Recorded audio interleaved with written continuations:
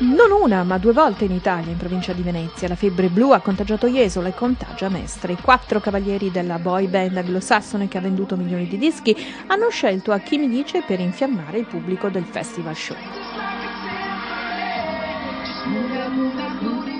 We love Italy! Forte bene. Molto bene.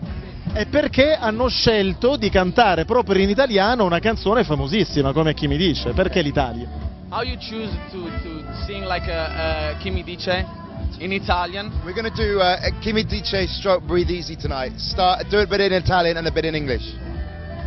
Praticamente metà in inglese e metà in italiano Chi mi dice. Ma why you decided to sing like exactly Chi mi dice? It was like our biggest hit in Italy. It was like 12 weeks at #1.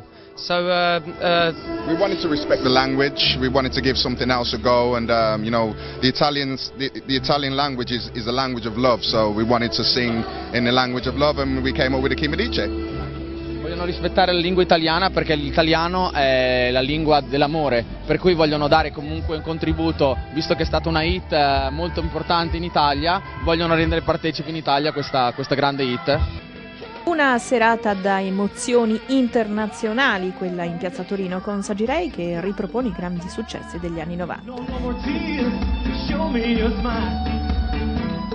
Perché se ci pensi bene sono pezzi che non tramontano mai e la gente continua ad ascoltare e a ballare tuttora. Quelli della mia generazione soprattutto, della nostra, è vero.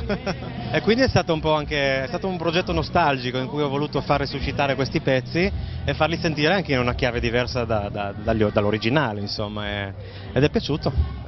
Toni decisamente più soft per Matteo Beccucci, che con la sua Fammi dormire ha fatto venire voglia di ballare lenti come si faceva un tempo sulle piste illuminate dalle luci psichedeliche. Una canzone d'amore senza urli, senza note alte, con una voce amorevole, diciamo così. Ti sei dato allo swing anche, insomma, vai bene. Beh, diciamo è più fra il reggae e lo swing, però sì, un po' pensato a una cosa un po' più dolce, senza tanti sono voluto uscire da quel filone.